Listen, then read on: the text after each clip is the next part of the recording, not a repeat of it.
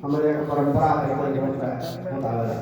आप एक बार शुरू करती है किसी परंपरा के नाम पर, किसी श्रद्धा के नाम पर, वह जो है रूढ़ हो जाती है और वही जो है हमारे सिद्धांत में प्रविष्ट हो जाती है। इसी तरह से हिंदू समाज का जो पूजा पद्धति है सब ढालमेल हुआ है, उल्टा सीधा। कोई किसी को मान रहा है, कोई किसी को मान रहा है, कोई गहरो जा रहा है, कोई गहरो जा रहा है। एक पत्नी को पति ने कहा कि बलिया की दादरी के मेला देखे जाए, तो कहे कि ना जाए, जीती थोड़ी थी, तो कहे कि ना जाए, कहे जैसे जाइए तो कोई भारी सामान मत खरीदो, ना खरीदो, जितना पति देव कहा तो उनके नहीं खरीदा।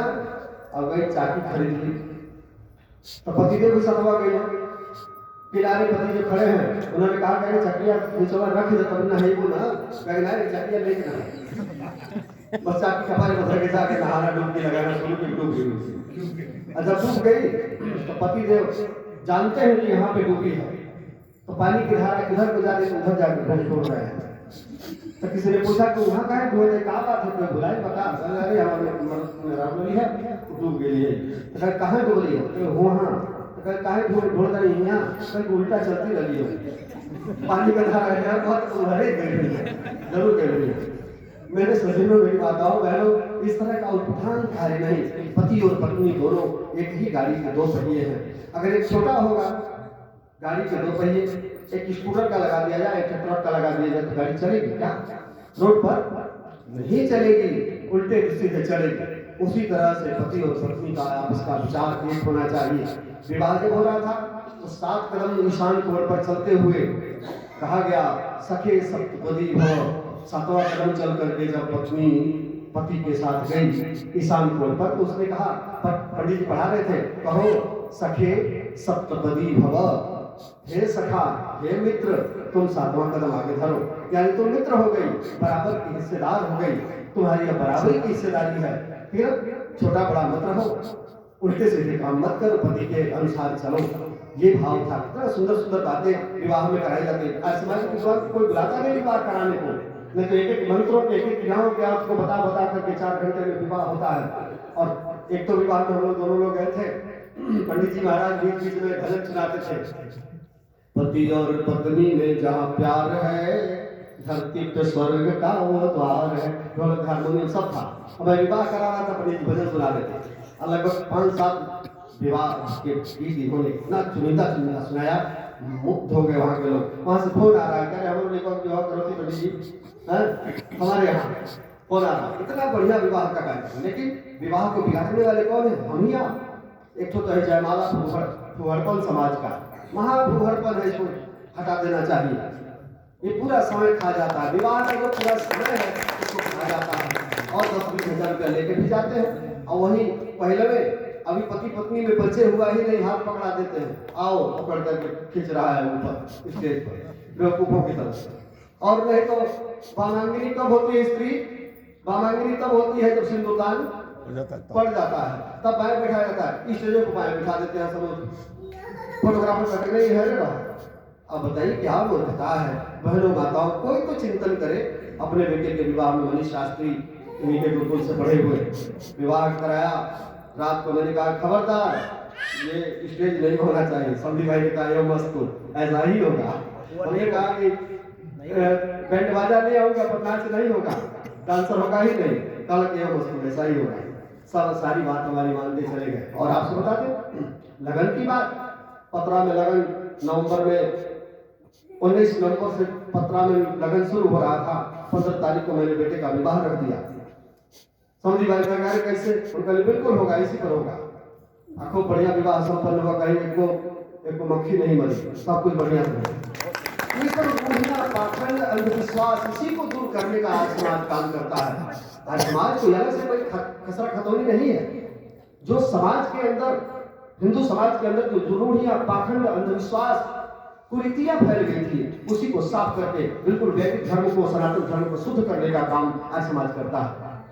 आज समाज को कुछ ऐसा न समझिए मेरी बहनों माताओं, आपके पैसे बचते हैं, आपका जो है आपाधापी भागा भागी बचती है। एक जगह क्योंकि स्वामी जी को बिठाना है, आचार्य जी भी आ ही रहे हैं, स्वामी जी को भी बैठ जाए। एक क्रिया हो रही थी विवाह से पहले, बता दूं कृपा करके थोड़ी सी बात कहता, बहनों के लायक बात कहता हूँ। विवाह का टाइम हो गया, हमने पूछा कि भाई कब विवाह होगा लड़की वाले से, कहे भाई बुलाएंगे नहीं पंडित जी को। तो उन्होंने क्या कहा, अरे भाई इमली घोटावन का होती बात, इमली घोटावन हम कही कौन सी क्रिया, कभी नहीं बोला इमली घोटावन। हम कहे कि अच्छा तो चली हम देखिए थे मंडपवा में इमली घोटावन पूरा इमली घोटा देने लगी, चियवा घोटा देने लगी, बियवा घोटा देने लगा, का घोटा देना।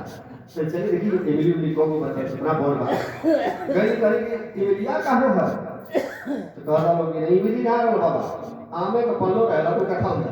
हम कहे कि कौन के ऊपर का नाम इमली घोटावन धर दे, एक आम का पल्लो घटावन ना लिखा हो जाते हैं।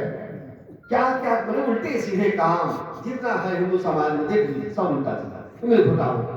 वो टाइम ले लेता है मतलब का, अरे सीधे सीधे आना चाहिए, द्वार पूजा होना चाहिए, विवाह होना चाहिए, तो दुनिया भर के आडम्बर फंसा दिया है। तो मेरे सज्जनों इन्हीं सभी आडम्बर को दूर करने का काम आज समाज दर्द लेकर के बैठा है, दर्द लेकर बैठा है। हिंदू समाज कैसे सुधरेगा, अपना रुपया पैसा समय बर्बाद कर रहा है और खान पान आचरण बिगड़ा हुआ है, घर बर्बाद हो रहे हैं।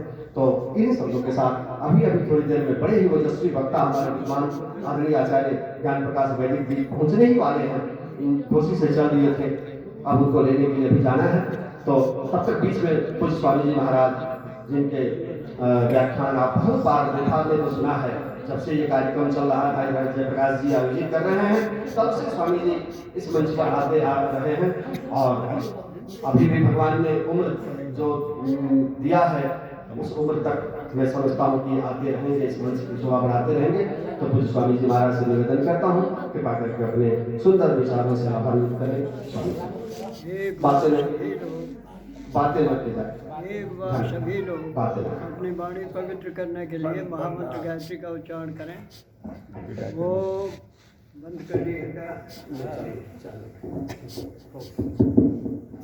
एक बार सभी लोग अपनी वाणी पवित्र करने के लिए महामंत्र गायत्री का उच्चारण करें।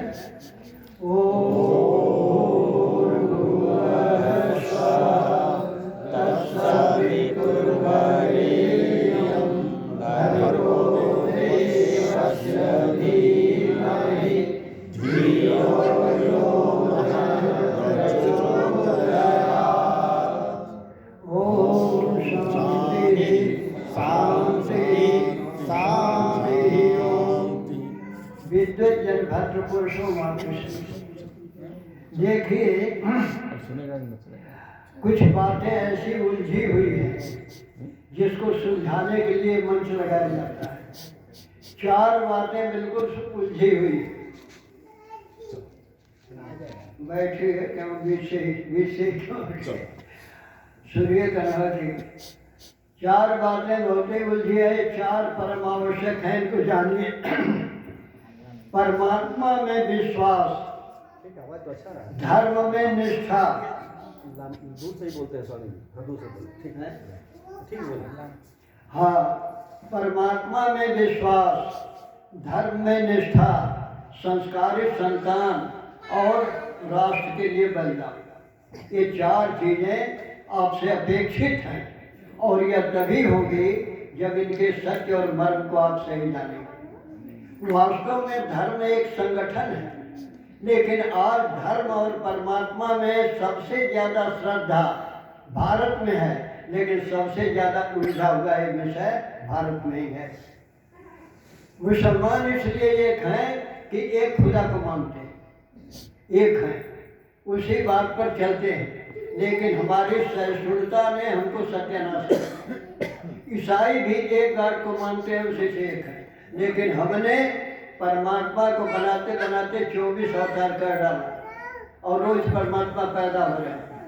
और जितने धर्म है उतने संप्रदाय बनते चले जा रहे हैं। हमारी सहिष्णुता कोई रोक नहीं है, कोई हमारे यहाँ नियम नहीं है कि इस नियम को पालन करें। सब जानते हैं कि वेद हमारा धर्म है, लेकिन वेद के अनुसार कोई नहीं चल रहा है, वेद के विपरीत सब चलने को तैयार है। अब इस समस्या को समाधान करना है। सबसे बड़ा दुश्मन आपका अज्ञान है। अज्ञान से बढ़ करके मनुष्य का कोई भी दुश्मन नहीं है। परमात्मा की सृष्टि में सबसे उत्तम जो कृति है वो मनुष्य है। और आज मनुष्य ही उलझा हुआ है अनेक जन्म। इस नाते जब तक आपके अज्ञान का भूत नहीं छूटेगा तब तक ये बीमारी जाएगी नहीं, और ये बिना वेद के नहीं छूट सकता है। साफ बात है। इसलिए वेद सब सत्य विद्याओं का पुस्तक है। सारे ज्ञान वेदा हमेतम पुरुषम महांतम आदित्य वर्णम तमसा परस्ता तमेव विदित्वा तुम्हें नान्य पंथा विद्यते नाय। सबसे बड़ा दुख जो है जन्म मरण का है, गरीबी अमीरी का है, न्याय अन्याय का है, अनाचार अत्याचार का है, धर्म अधर्म का है, पाप पुण्य का है। ये सारी विपत्तियां दोनों द्वंद्व हैं। और इसमें हमारा वर्ण क्या हो रहा है? तो कहते हैं कि वेद में उस महान पुरुष पुरुषार्थी परमात्मा है, वो अज्ञान को दूर करने के लिए ऐसा ही है जैसे कि सूर्य के प्रकाश होने पर अंधकार मिट जाता है, वैसे ही बगैर परमात्मा को जाने आपके अज्ञान का भूत नहीं छूट सकता। उसको सही जानो, लेकिन उसके जानने का तरीका क्या है? इसी को ऋषियों ने महर्षियों ने एकादश उपनिषद 6 दर्शन 4 वेद रोज व्याख्या करके ऐसा ग्रंथ विश्व में कहीं नहीं है, लेकिन हम उनके तरफ हमारी नजर नहीं, ना हम उनको पढ़ रहे हैं, न जान रहे हैं, न समझ रहे हैं। तो सबसे बड़ी चीज यह है कि हमको परमात्मा को कहते हैं कि वो महान पुरुष है। जैसे अंधकार को दूर करने के लिए सूर्य का प्रकाश जरूरी है, वैसे ही आपसे अज्ञान को दूर करने के लिए वेद ज्ञान परम आवश्यक है। बगैर वेद ज्ञान के आप नहीं, और होता भी है। जदा जदा ही भारत पर ऐसी कृपा है परमात्मा की, जदा जदा ही धर्मस्य ग्लानिर्भवति भारत अभ्युत्थानस्य धर्मस्य तदात्मानं सृजाम्यहम् परित्राणाय साधूनां विनाशाय च दुष्कृतां धर्म संस्थापनार्थाय संभवामि दिव्य।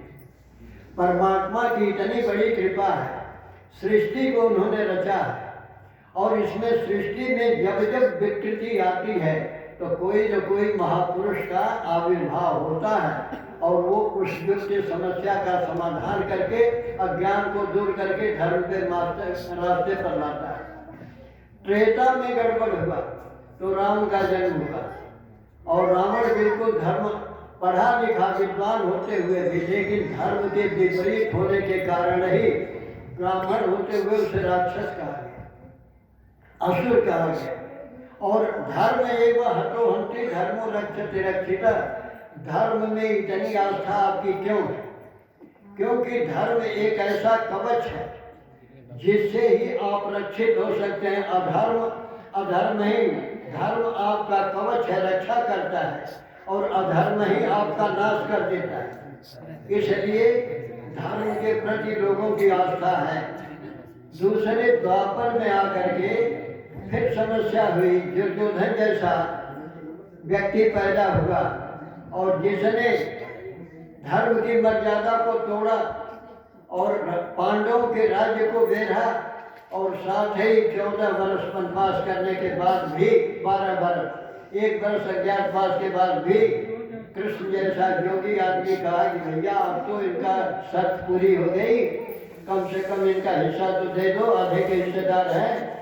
तो सीधे कह रहा है, जय कृष्ण मैं धर्म जानता हूँ, धर्म जानता हूँ, लेकिन जाना में धर्मम नच में प्रवृत्ति, जाना में धर्मम नच में निवृत्ति, सूचिकाग्रम दातव्यम बिना युद्धे केशव। ऐ केशव मैं धर्म दोनों जानता हूँ, लेकिन मेरे धर्म में प्रवृत्ति नहीं है। अब कहिए एक ऐसा राजा और ऐसा पढ़ा लिखा व्यक्ति कह रहा कि मेरी धर्म में प्रवृत्ति नहीं है, मैं बिना युद्ध के सुई के नोट भर नहीं जमीन दूंगा। आप कहते हो 5 गाँव देने को या आधा हिस्सा देने को। जब जब यह ज्ञान हमको परेशान किया है, आसुरी वृत्तियों में सताया है, तब तक संघर्ष होगा। अब देखिए परमात्मा को जाने के अब विषय पर आइए। आज पहला दिन का विषय है, इसको अवश्य जानने का प्रयत्न करने। क्यों कि बिना उसके जाने सत्य ज्ञान हो नहीं सकता, और बिना सत्य के अंधकार अज्ञान का अंधकार मिटेगा नहीं। जब तक अंधकार नहीं मिटेगा तब तक जीवन बनेगा। तो कहते हैं कि परमात्मा को कैसे जाने, तो ये तो निर्विवाद है कि सृष्टि का रचयिता कोई है, कोई सृष्टि को रचा है। और वेद कहता साफ बताता है, ईशावास्याम इदं सर्वं यत्किंच जगत्याम जगत तेन त्यक्तेन भुंजीथा मां विधक्क सुचिंतन। इस संसार का तृण से पर्वत तक, चींटी से हाथी तक, वनस्पतियां औषधियां जो कुछ बनाया है परमात्मा ने बनाया। और कहते हैं किस लिए बनाया? आपके लिए। और आपका क्या उपयोग है? भोगा पुवर्गार्थम, उसका भोग कीजिए, शरीर के लिए भोग दिया। और इसके अलावा इस शरीर से ऐसे कर्म कीजिए कि मोक्ष तक प्राप्त हो जाए, इसलिए उन्होंने बनाया। लेकिन आप क्या रहे हैं? इसका भोग तो कर रहे हैं, लेकिन विज्ञान के नशे में विज्ञान आपको भौतिक सुख दे सकता है, लेकिन शांति नहीं दे सकता। आपके जन्म मरण के चक्र को नहीं समझा सकता, आपकी परेशानी को नहीं दूर कर सकता। इसके लिए तो परमात्मा को जानना पड़ेगा। तो कहते हैं कि परमात्मा को जाने कैसे? तो ऋषि से पूछा गया तो उन्होंने कहा कि देखो, किसी चीज को जानने के लिए जरा समझिएगा, विषय हमारा कठिन है, हंसाना हम नहीं जानते। गहराई से अगर आप सोचिएगा तो बहुत कुछ मिलेगा, और नहीं तो फिर से तो परेशानी है ही है। तो हंसना उछना तो है, ये लोग बैठे हैं खूब हंसाएंगे, हंस। लेकिन अगर गहन विषय सुनना हो तो मुझसे सुनो। तो चीज ये है कि पूछा गया कि परमात्मा को कैसे जाने ऋषि से। आप रोज कहते हैं परमात्मा को भजो, परमात्मा को भजो, परमात्मा को भजो, वो दिखाई नहीं देता, निराकार करते हो, सर्वव्यापक है तो दिखाई नहीं देता, हम कैसे उसको जाने? तो उन्होंने कहा कि किसी चीज को जानने के लिए उसके गुण कर्म स्वभाव से जाना। गुण उसका क्या है, कर्म उसके क्या है, स्वभाव उसका कैसा है, इससे उसको जाना जाता है। जैसे एक व्यक्ति को जानने के लिए गुण उसका क्या है, मान लो MA BA किया है, ये उसका गुण है, तो क्या कर रहा है? नौकरी कर रहा, पढ़ा रहा है, ये उसका कर्म है। और स्वभाव कैसा है? कटु है कि तिक्त है, कि ईमानदार है कि बेईमान है, कि भ्रष्टाचारी है कि दुराचारी है, ये उसका स्वभाव है। इसलिए इस बात को जानने का प्रयास करना चाहिए। तो अब परमात्मा के गुण कर्म स्वभाव के विषय में थोड़ा सा आप लोग जानने की कोशिश करें, क्योंकि परमात्मा में विश्वास होना जरूरी है। ये सृष्टि बनी है, ये निर्विवाद है कि बनी है, और कैसे बनी है? पहला नियम ऋषि देते हैं, जो सब सत्य विद्या और पदार्थ विद्या से जाने जाते हैं उसका आदि मूल परमेश्वर है। चले आओ भैया, क्यों करना ठमक गए? आ जाओ, इधर कुर्सी है, इधर जगह है, जहाँ चाहो तहाँ बैठ जाओ।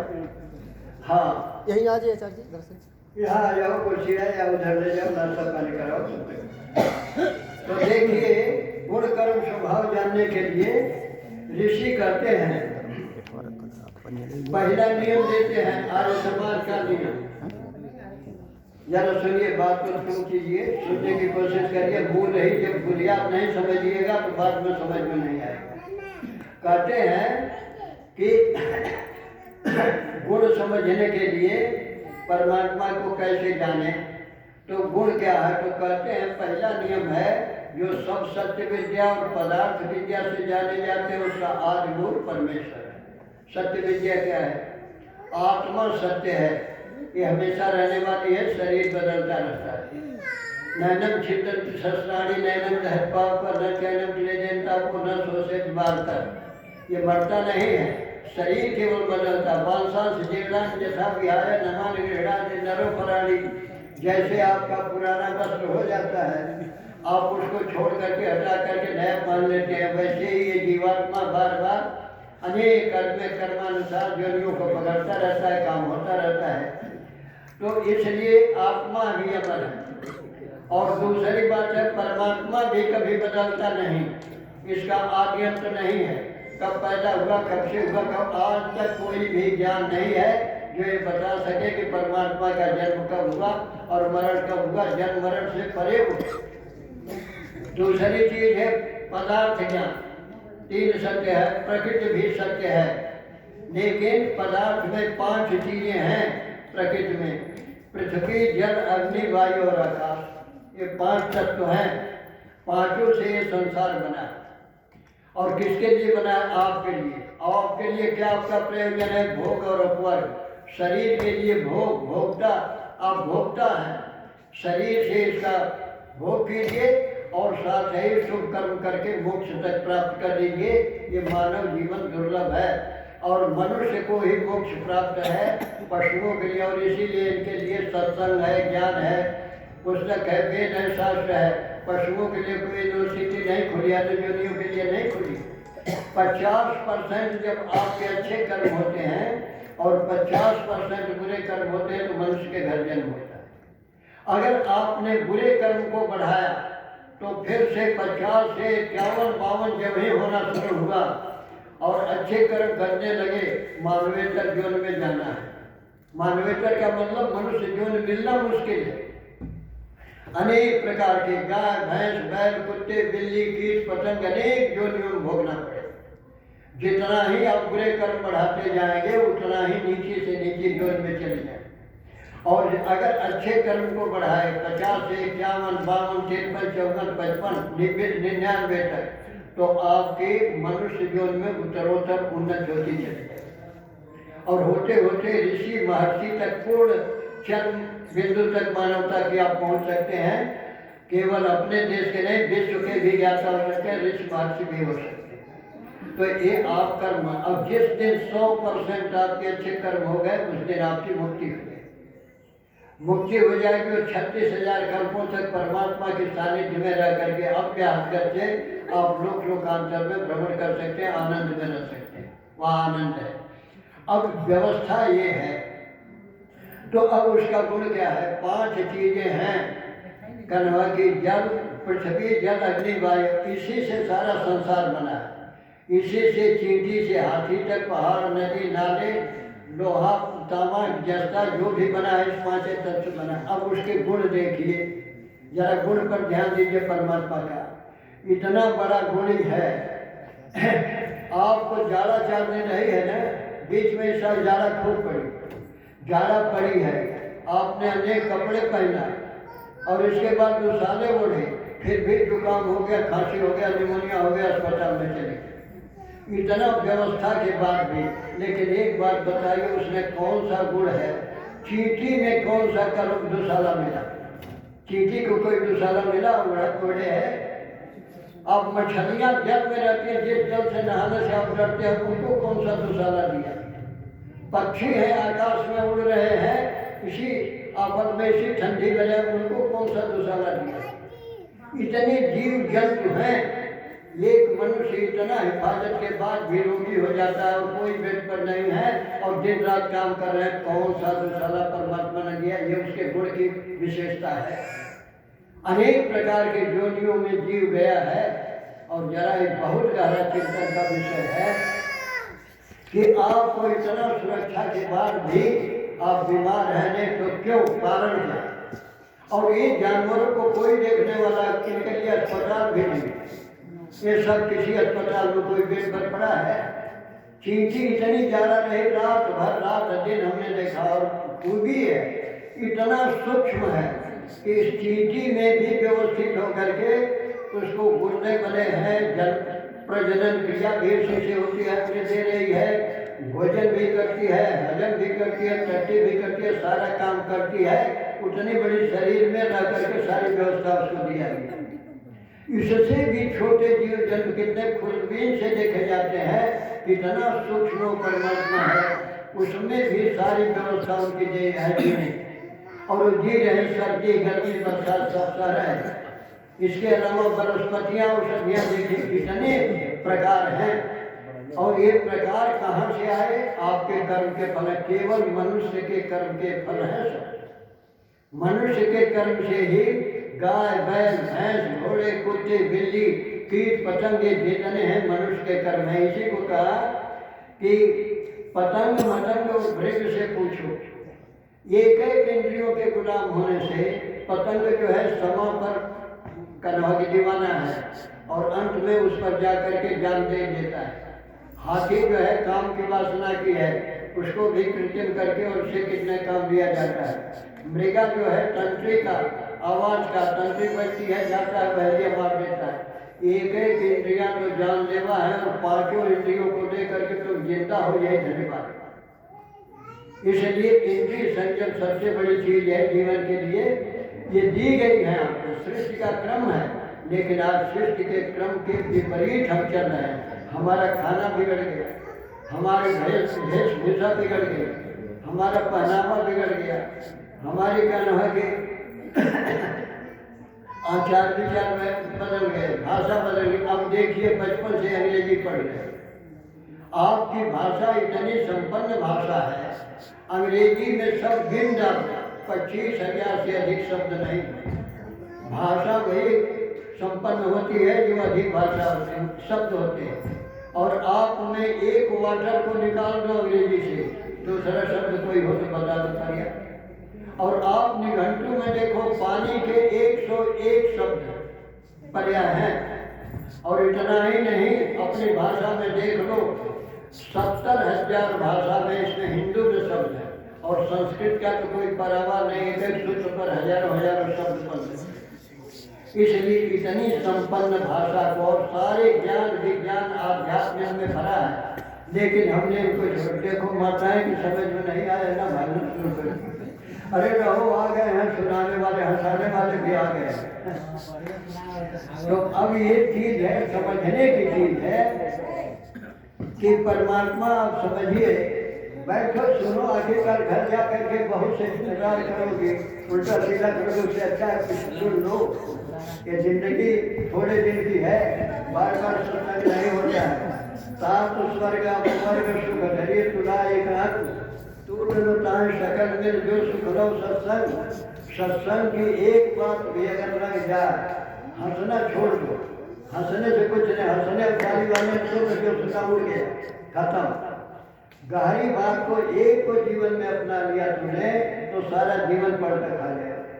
इसलिए सत्संग की महिमा अपार बताई गई है, सुनने की कोशिश करें। तो अंत में नतीजा यह होता है कि परमात्मा ने, देखो जरा ख्याल करो कि इतना व्यवस्था के बाद भी आप दुखी हो, चारपाई पर हो, क्यों? आपका खान पान बिगड़ गया, आपका सात्विक राजस तामस 3 प्रकार के आहार किए गए। आहार शुद्ध, सत्व शुद्धि, सत्व शुद्ध स्मृति। अगर आहार आपका सात्विक है तो बुद्धि सात्विक होगी, रोग व्याध से दूर रहोगे। और इसके लिए यज्ञ होम सीधी सी बात है, प्रातः उठ करके संध्या करो, परमात्मा का चिंतन करो। जिस परमात्मा ने सारा संसार बना कर दिया और आपको एक पैसा नहीं दिया, दे दिया, किसी से 100-200 लोगे या कुछ भी होगो तो उसको दोगे, उसका एहसान मानोगे, उसको धन्यवाद दोगे। परमात्मा को कभी धन्यवाद आपने दिया, भाव तुम्हारे विषय पर आ गया। परमात्मा को धन्यवाद दिए हो, बताओ कितना बड़ा। इस बल्ब का जो है, आप बिल आता है ना, बिल आता है, बिजली का बिल देते हो ना, परमात्मा का बल्ब सूरज जो है जल रहा है, 2 अरब बल्ब से कै पैसे का बिल आया आपके पास? आया है बिल 1 पैसे का। दूसरी बात यह है, अगर ट्यूबवेल से पानी चला रहे हो तो उसका बिल आता है, बिल देते हो। और परमात्मा का बिल जो है अभी सवेरे आया था। अब सोचो, समुद्र से पानी उठाता है, बादल बना करके और आपके खेत में घूम घूम करके बरसता है और सबका खेत सींचता है, वनस्पतियों को सींचता है, क्या पैसे का बिल आता है? कुछ आता है? सारी चीजें फोकट में दिया है। इतने अन्न नाना प्रकार के, ये नाना प्रकार के अन्न देने वाला बनाने वाला वही है और आपको कुछ नहीं लिया है। इसके अलावा औषधियाँ जानता है कि आप बीमार पड़ोगे, इस नाते नाना प्रकार की औषधियाँ जड़ी बूटियाँ भी बनाई। अब उनको आप दवा में सेवन करते हो, ये जानता है। क्यों? कि आप भोग कर रहे हो। भोगम न भोक्ता वैमेव भोक्ता, तपम न तपता वैमेव तपता, कालो न जाता वैमेव जाता, तृष्णा न जेड़ा वैमेव जेड़ा। हम भोग नहीं भोगते, भोग हमें को भोग रहे हैं। नाना प्रकार के चाउमीन, बर्गर, पिज्जा, उल्टा सीधा तमाम खा रहे हो। ये सब सड़े गले आटे से बनते हैं, पहले इनके कारखाने में देखो तो पता लगेगा। ये आटे सड़ाए जाते हैं, उस सड़े हुए आटे से पाव रोटी, डबल रोटी, बिस्कुट बनते हैं। और उसमें भी एक नई क्रिया चल रही है, इसमें फफूंदी लग के ज़्यादा दिन हो जाते पुराने, तो अब इसमें अंडा फोड़ के बनाया जाए। आप शाकाहारी व्यक्ति हो, क्या खा रहे हो? जहर खा रहे हो, धर्म भी जा रहा है। इसी पर तो धर्म के पीछे ही तो 57 वाला गदर हुआ।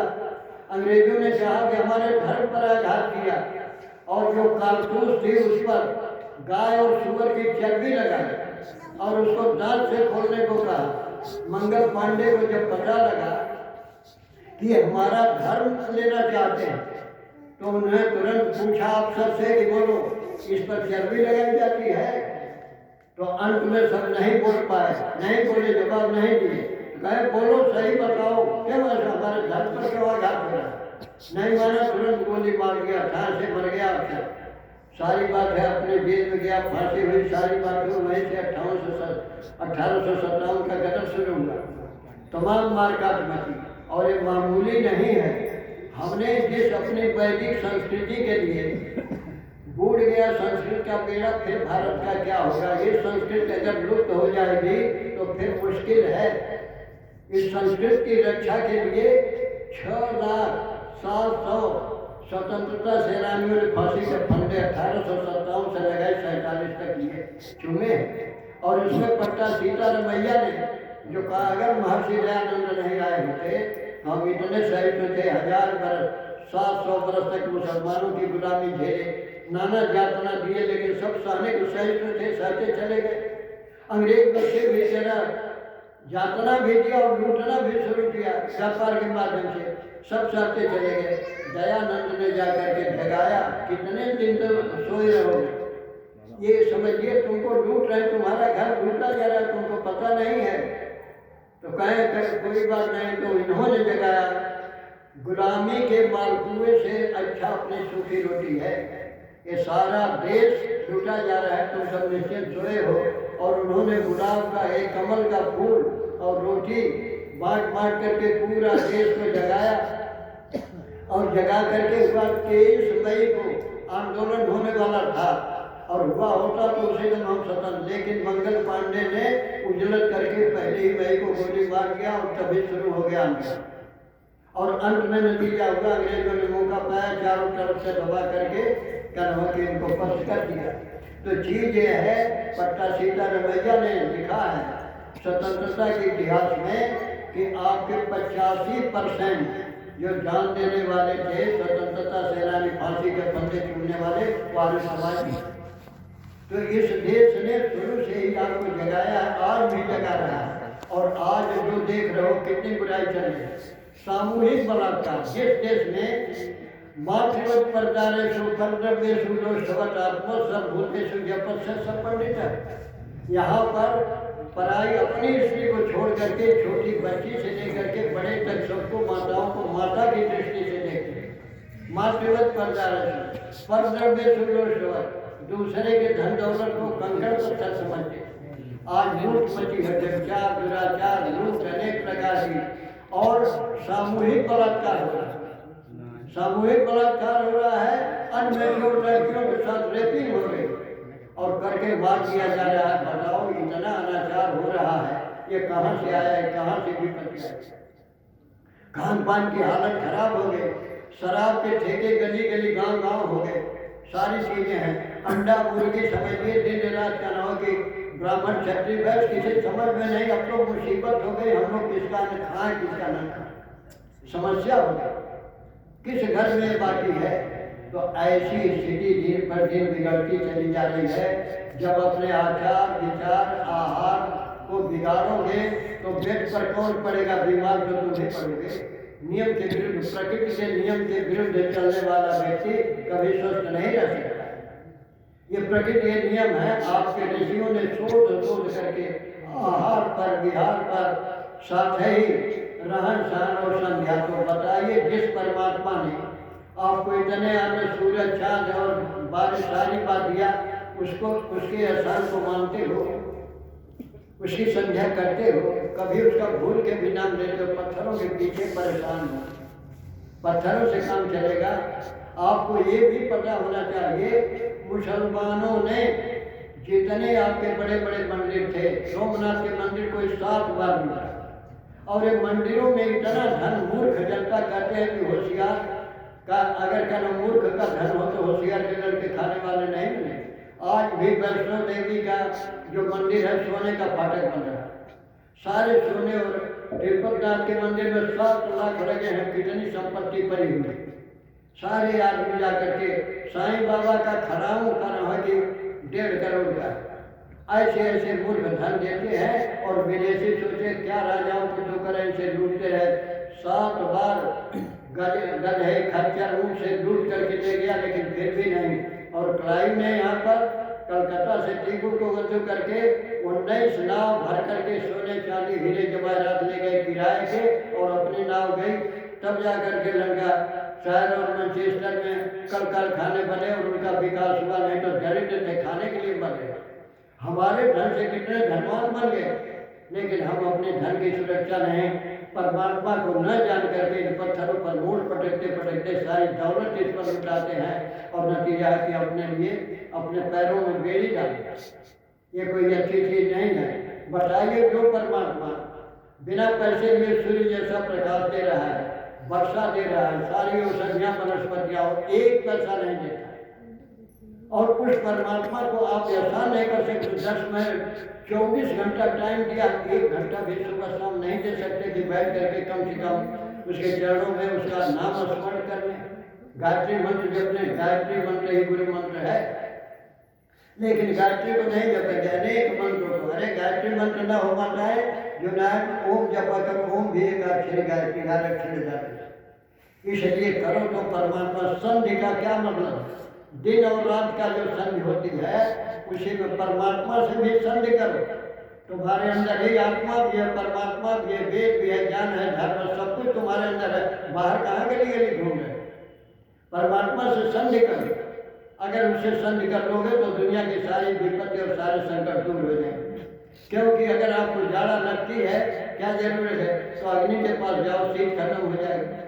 उसी तरह से परमात्मा के पास जाओगे, सारे अज्ञान दूर हो जाएंगे, आपके कष्ट नाना प्रकार के दुख दरिद्र दूर हो जाएंगे। पहले उसको जानो तो साफ परमात्मा की नाम करते। अनन्यास्तिं दयन्तो मां ये जना परिउपास्ते ततो योगा वियुक्तानां योगक्षेमं वहाम्यहम्। जानत है, आगे है, खुदे जानते हैं, सुनने तो जब तक सुन रहे।